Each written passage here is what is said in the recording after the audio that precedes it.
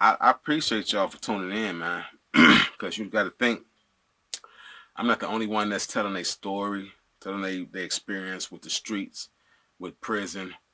So what I do ain't in itself unique. Of course, my experiences are unique to me and the people I deal with. So I'm really doing this for them people that I personally experience and touch, with the hopes that this transcend and spread out bigger and wider, so that anybody from any walk of life can relate to some of the anecdotes that I share and some of the game, if you will, that I share. I'm not a professor and I'm not a licensed philosopher, or a psychologist or philosopher or nothing like that. I'm just an individual who is in much need of water right now, as usual. But on a larger sense, I just feel like the human story, when it comes to pain, when it comes to joy, when it comes to those basic human emotions, the human story of everybody in the world matters. And I think that we can relate to each other more than we can't relate. I think we got more in common as humans, no matter what race we're from, what ethnicity. We have more in common than we have that separates us, right? This this particular installment of Retired from the Streets revolves around my relationship with the Spanish Cobra and the GDs, right? So a lot of y'all familiar with the GDs history, their founder, Larry Hoover. So I don't want to go into a rant about the GDs because they're a way more prominent group on an international level than the Spanish Cobras. But I do want to give you a brief, in brief, who the Spanish Cobras were, right? So let me think. I want to say it was like June. No. The Spanish Cobras were founded in my birth year, 1977, in like the Humboldt County, the Humboldt Park area of Chicago. So now you got to think they've expanded over the years to where it's not just a Latino group anymore. I've met some white insane Spanish Cobras. I've met some black insane Spanish Cobras, and not just Puerto Rican Spanish Cobras, because that's where most of the people that founded it, if I'm not mistaken, were Puerto Rican kids, but Mexican, Dominican as well, right? So I know of, I haven't met all these different, but I know of the fact that they have those different ethnicities within the insane Spanish Cobra fold. So I think one of the most legendary, or the as far as back as historical things that the Spanish Cobras participated in was a stabbing that happened in Humboldt Park. And I believe, it was a Latin king that got stabbed, and that sparked the Humboldt Park riots. And I think that riot lasted like a day and a half or something like that. So I end up running into this young dude named Rocky. Rocky was the first Cobra I've ever met, and he was from Southwest Detroit. I didn't know that there was a lot of gang activity in Detroit, and during the '90s, it wasn't so much. It started spread more, because I end up running into some 4400 bangers. I ran into a couple of kings. I ran into a couple of lords who all were from Detroit. So it kind of threw me off a little bit because I wasn't used to Detroit being a banging city. I was more used to like sets, streets, crews, right? So when it got to me getting on the prison yard, it expanded my knowledge base of the different groups that resided in Detroit and where they came from. So Rocky was most definitely one of the first bangers that I met, and that embraced me as family. He taught me a lot about the Latino culture, period. Not just the how the Cobras move, but by him being a real fair-skinned Latino too, and him embracing. I always thought it was a lot of racial tension between Latinos and blacks, right? Even in Detroit, and we got a whole section of Latino people. Southwest Detroit, it's like 90+% Latino, right? And it's 5 minutes from everywhere. Like everywhere, damn near in Detroit, you can get there in 5 minutes. So that tension, I expected on them yards, right? So when Rocky embraced me and wanted to know where I was from and what kind of dude I was, and I saw he was a solid dude, it threw me off. So he was my introduction to literature, really, and to organizations and how they move.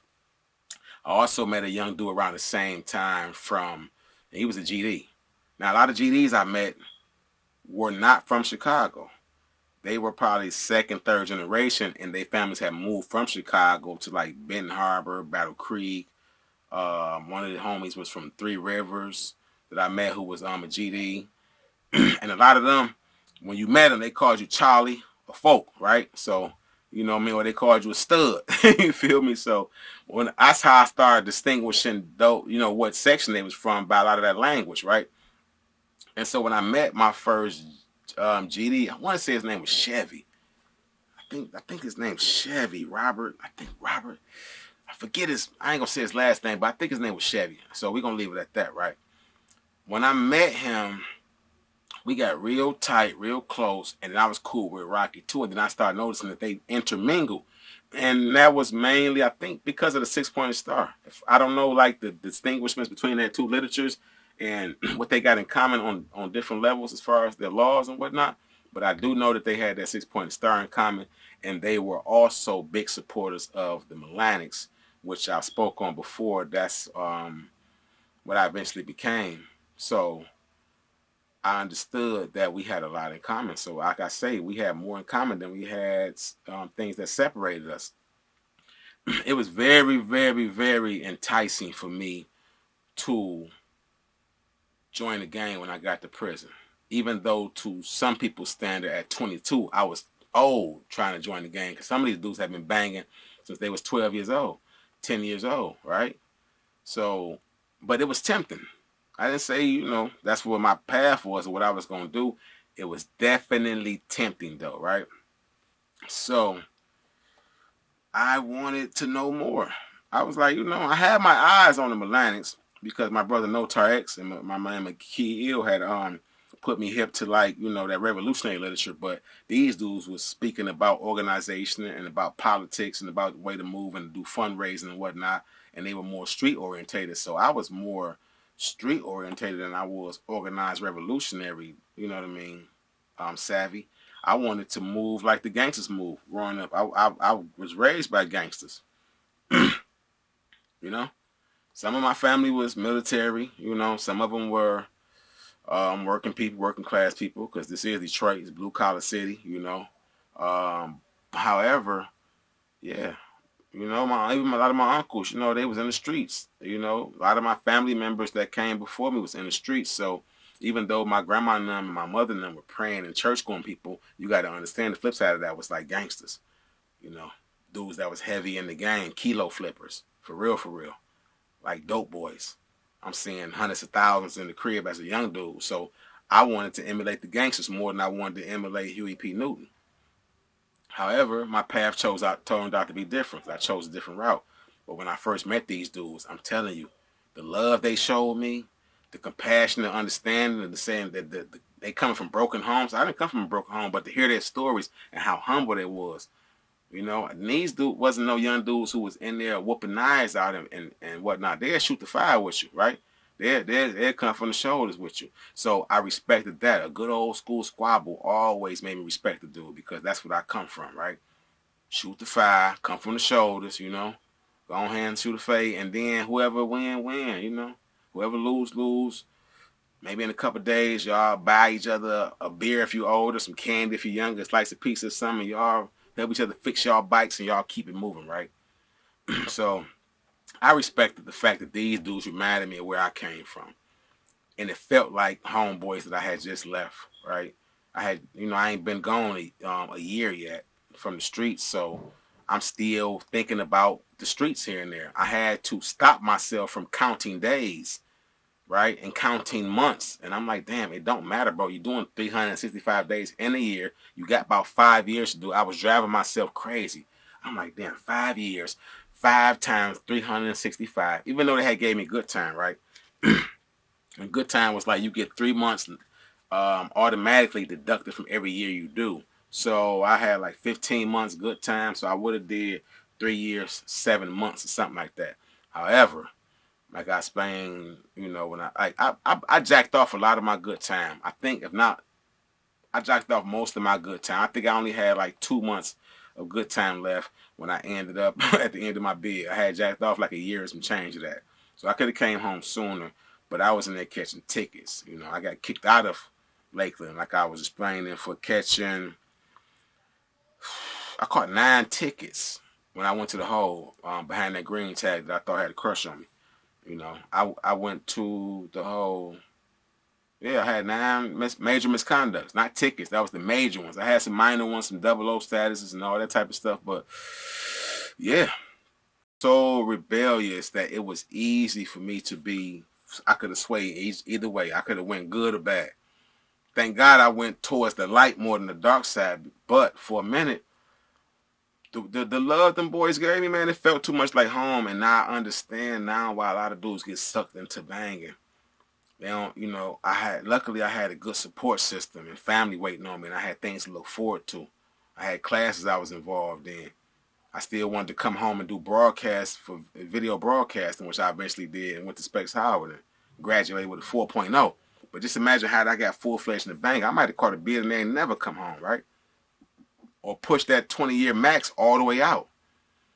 And really been on some max out. You know, like my man them be always talking max out. Like I know some dudes that really maxing out. They really doing that last little bit of that bid. They had a minimum of 3 years, could have been home and 2 and some change, and end up doing the whole 20. So for a brief second, I really entertained doing the banging thing, man, because I love the way them boys move. And thank God, you know, I ain't gonna say thank God, because I know some dudes that you would call them banging. They consider themselves part of organizations, and they all for the right things. They're under the same banner. It's some dudes that they ain't even denounce, but they don't even say GD no more. Like they just be like, I ain't no gangster disciple. I'm about growth and development, and they really live that. They out here community leaders and all that. Look at my homie Big U. Big U, one of the most prominent figures in the Crip world, right? Look at the work Big U do. Look at the work that man put in. You gotta honor and respect something like that. A dude who had you heard the stories about this man, knocking dudes out, putting dudes to sleep. Big old dude. They say he was they say he had the curls and stuff. Can you imagine that type of terror he putting on dudes? So just imagine if he'd have stayed in that lane and the influence he would have had staying in that lane if I'm causing terror. But look at the work he's doing now. Look at the way he bringing people together from opposite sides of the track. So that's what inspired a lot of what I do now, because I was there. I was at that threshold where I considered banging for a minute, and the G's almost had me. The Cobras was my man's them, though. You know what I mean? It was my people's, but the G's almost had me for a minute. To this day, I'm still locked in and cool with a lot of G's. And throughout my bid, you know, throughout all my bids, I ran into a lot of them dudes off and on, different facilities, different bids I done did. They done been in and out just like me. You know, so just imagine how some of them dudes fell back. Now, I didn't never bang. I've been in and out as well. But the mentality behind the banging, you know what I mean, with some dudes that's really out here and on some reckless stuff, the mentality behind the banging mentality that I was trying to adopt, if I'd have kept that and tried to push full throttle towards the street, ain't no telling what I'd end up at, man. Ain't no telling what type of trauma or pain I'd have put my family, my mother and them through. So I have to always remind myself of where I came and the decisions that I almost made. Because that gangbanging shit looks sweet. When they all together and they talking they lingo and it's only for the nation to understand. They got hand signs that don't nobody else know what they mean. They got little stuff like say and all that. And people know what the hell you talking about. It's very, very hypnotized and it's very, very intoxicating a lot of times to watch people move in a way that's so fluid and against the rules, right? It's organized, and it's against the rules at the same time. I ain't gonna call it criminal. Because then we got to call a lot of people criminal, right? But I'm gonna say this much. To be a rule bender, a rule breaker, to be an outlaw, and to still be able to move smoothly, to still be able to maintain your composure and your stance and what you believe in and get money, and you got broads and investments and assets, right? Come on now. That right there, especially when you're not doing the right thing. I'm out here. Say, for example, how dudes really, you watch dudes sell dope and come up now. Like I said, I watched that. I saw that. I could have been heavy in the dope game. I didn't want to do that back then. So that's what kept me with an option. I always had an option. My pops always told me, I don't want you doing this. You can do that. Feel me? I broke my damn chain. But you got to understand where I'm coming from. You know, it's always going to be a moral to these stories, man. This is God's promise. This ain't just his plan. God promised that if we be diligent and we do his work, no matter what we do when we moving through life and day to day, like we be diligent and do the right thing, think the right thoughts, you know, believe in the power of manifestation, the power and the laws of attraction, and we really put the right energy out there. Like, that's all I did back then. I haven't always put the right energy out, but back then that was key to me. Who I decided to link up with, whether I remained solo or whether I linked up with somebody, who I decided to link up with was key. I know I wanted to be a part of a movement because that felt good to me. But putting that right energy out there and starting to really, even when I was around them dudes and they was banging, and when I had my own voice, I'm like, man, I'm not about to be all tripping. Y'all bugging. I'm straight. That spirit of discernment to say, nah, I ain't doing that weak shit or that crazy shit. That kept me safe, and putting that energy out there consistently drew good and positive brothers to me. I'm telling you facts. I'm telling y'all facts. Like young dudes especially. Like when you put the right energy out there to say, I'm going home, I'm straight. Y'all on some garbage. I promise you. You watch some people start coming into your life and start making. They give you the opportunity anyway to start for you to make changes. But you got to be open and honest about your situation and saying, hey, what do I really want to do? Where do I really want to go? You got to do some soul searching. Figure out what direction you want to go and don't let nobody influence you left or right. I almost got influenced. You know what I mean? Because I was at a vulnerable state of my life. But thank God, like I always say, I chose a different route. Even though after that, I still, through trying to work through pain and grieving and everything else, find myself back in the penitentiary 2 more times. I always knew better, man. I always wanted better. And I always felt bad when I did crazy shit. I always felt bad when I did things that wasn't right. I always felt bad. Like, I always thought about it too much to the point I tell people, unless you a savage and you don't have a conscience, ain't nowhere in the world you keep doing wrong stuff and then glorifying and bragging about it. Unless you just like went psychotic or you on some psychopath stuff. It bothered me when I look back and I think about all the stuff I did. How many times I put a gun in somebody's face. How many times I scared somebody off the block by blah, blah, blah, blah, blah, shooting in the air or shooting up cars or getting in the shootouts.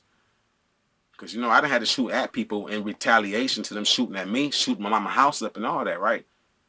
The thing that kept me from going straight kamikaze and going that way was that I had a support system.